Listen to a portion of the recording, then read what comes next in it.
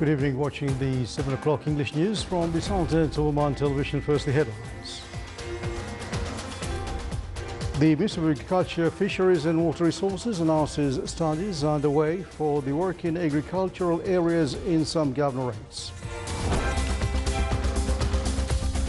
The novel coronavirus kills more than 2.23 million people worldwide since December 2019, and at least 103.3 million are infected. And the U.S. Secretary of State discusses North Korea's nuclear arsenal.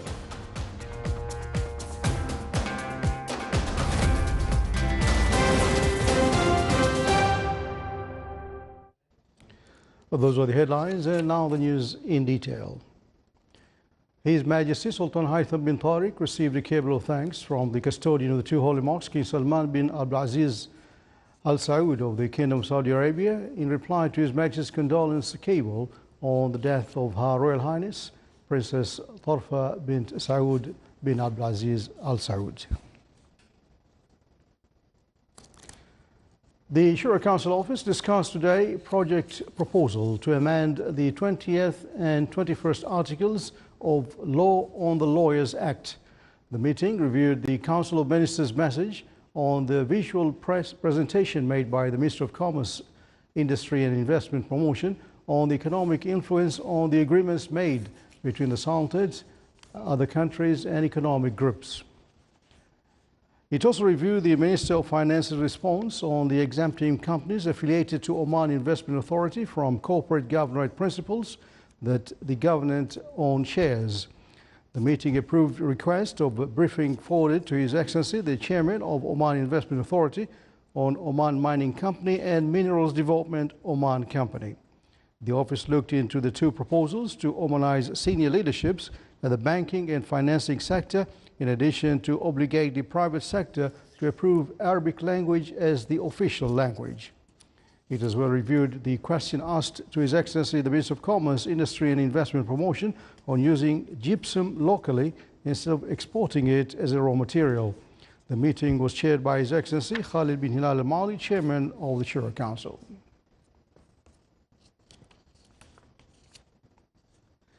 The Minister of Agriculture, Fisheries and Water Resources indicated that there are currently studies undergoing for scopes of the work in agricultural areas in some governorates. His Excellency Dr. Ahmed bin Nasser al-Bakri, Under Secretary of the Ministry of Agriculture, Fisheries and Water Resources for Agriculture, confirmed that the issue of this scope of works is currently in the Ministry of Housing and Urban Planning for approval. With the support of the Ministry of Agriculture, Fisheries and Water Resources project of planting 6,000 Omani fig trees in the Wilaya of Al-Kamil and Al-Wafi started. The project will contribute in the diversification of crops in the local market, in addition to supporting the Omani farmers in agricultural production. The trees will provide around 50 tons of fig crops on the weekly level to cover the needs of the local markets of these crops. The Minister of Health announced that the total number of COVID-19 cases registered in the Sultanate reached 134,685, while the total number of deaths reached 1,532. The total recovered cases reached 127,054, which is 94.3% of the total recovery rate.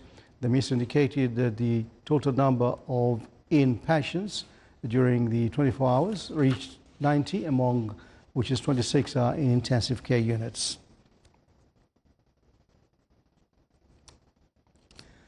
The healthcare institutions in the Governorate of Dakhiliya exert great efforts to face the COVID-19 pandemic, as well as stress on the necessity to adhere to the precautionary measures to avoid any more infections, as the disease index on the governorate's level indicates that the number of COVID-19 cases are in increase.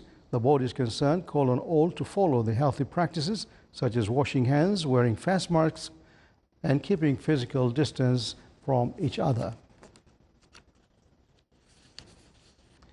The Sultanate total electricity production by the end of November 2020 exceeded 35,000 gigawatts per hour, recording a decrease by 2.6% compared to the same period of 2019, which witnessed a total production of 36,506 gigawatts per hour, according to the initial statistical data issued by the National Center for Statistics and Information.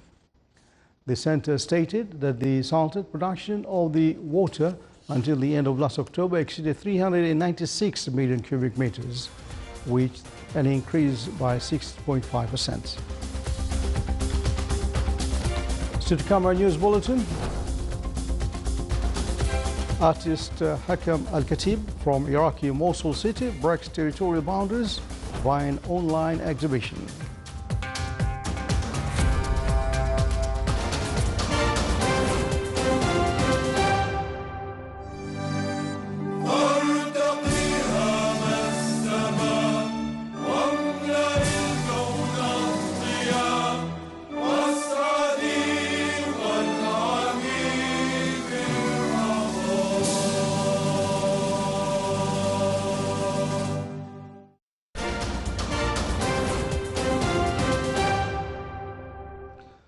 Welcome back to the news from the Sultanate of Oman Television.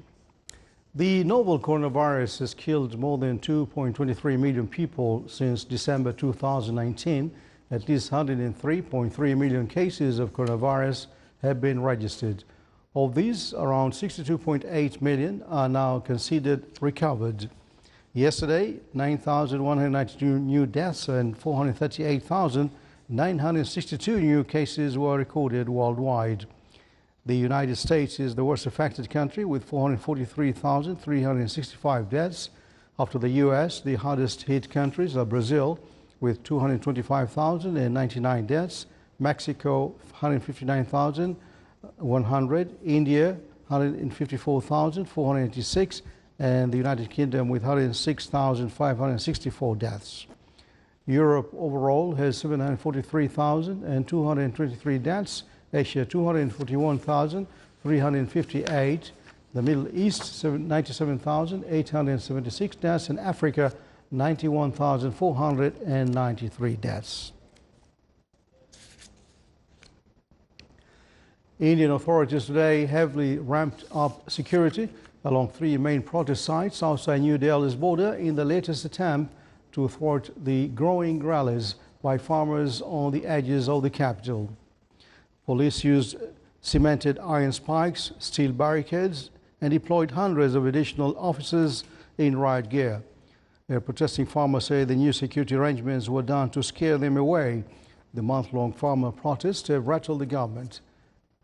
Tens of thousands of them have hunkered down on the outskirts of New Delhi, braving the cold and rain in a largely peaceful protest against three contentious agriculture laws they say will devastate their income and make farmers vulnerable to corporate greed.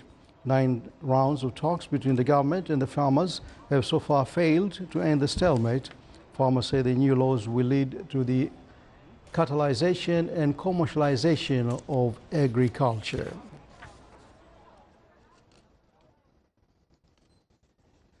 U.S. Secretary of State Antony Blinken discussed North Korea's nuclear arsenal in an exclusive interview with NBC News today. Blinken said that North Korea is a growing problem that has gotten worse across administrations. Blinken said U.S. President Joe Biden has instructed him to review U.S. policy toward North Korea to make sure that they're using the most effective tools to advance the denuclearization of the Korean Peninsula. He added that those tools could include additional sanctions, coordination, and cooperation with allies and partners, and diplomatic incentives.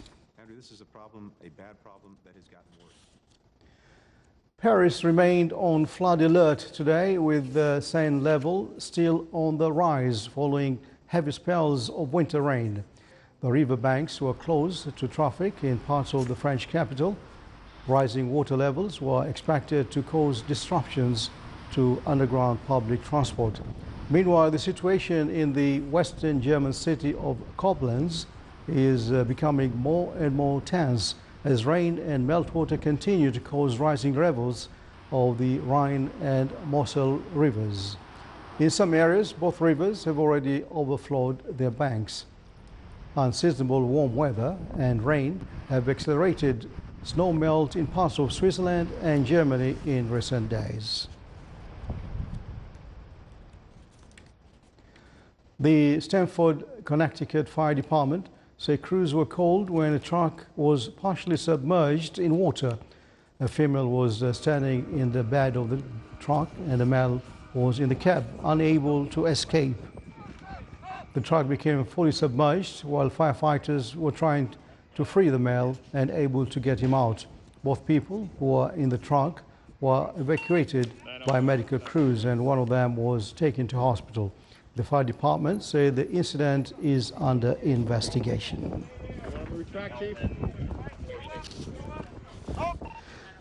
Villagers in the governorate of Duhok, which lies in Iraq's northern Kurdish region, are welcoming the first snowfall of the cold season. This year, unlike previous years, snow is late. There wasn't much rain in the snow until January 20th, but in this bitter cold, villagers say they are struggling to keep warm. Local authorities have not distributed enough heating fuel to the residents. Despite the heating struggles, many villagers dwellers are grateful for the snow. Some are even praying for more. Most people in the area rely on wood for heating. The snow has blocked routes to the villages in remote mountain areas. The authorities say snow sweeping machines are operating cautiously or continuously on main roads in northern Duhok to clear them.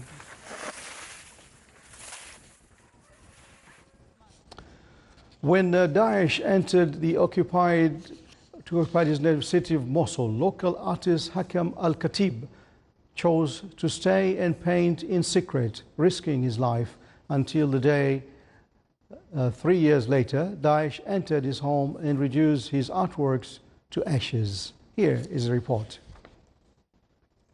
After the liberation of Mosul in 2017, the Iraqi artist Hakam Al-Khatib was contacted by the director of the local Radio Al-Ghad, who offered a chance to participate in a collective exhibition about the past suffering and future hopes of his city. This would take him, as well as 38 other artists from Mosul, other parts of Iraq and the Arab world, on a 4-year-long journey to create a Google Arts and Culture online exhibition, which was launched last week. Overcoming the feeling of geographical remoteness, artists in Mosul might feel living in a city still difficult to access for international audiences.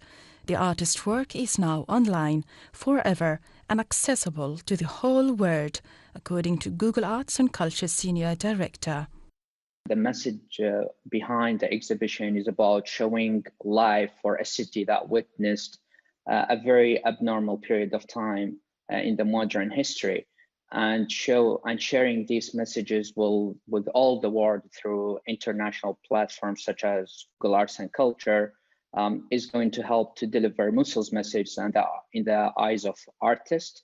And this is why we have tried to build upon the online exhibition. In 2019, the Artists Collective first launched a physical exhibition in Mosul, and then spent 2 years working on its digitalization. The team at Google Arts and Culture contributed to the curation of the exhibition by supporting the team in Mosul and Radio Al-Ghad in developing new narratives and digital storytelling formats that would attract diverse audiences to the online platform, such as tours of Mosul's heritage sites put together by a team of developers and digital artists from the city, or narrated videos telling the city's history through the eyes of its artists. The city of Mosul in reality and the artists from Mosul are far from the limelight. So the Google platform help us exhibit the works of artists from Mosul. It helps a lot to spread, because the voice of Mosul, of the artists from Mosul, their message, their civilization must be shared with the world. Mosul hosted its first live art exhibition in February 2019, housed in its national museum that Daesh had ransacked and destroyed. The exhibition then was called Return to Mosul.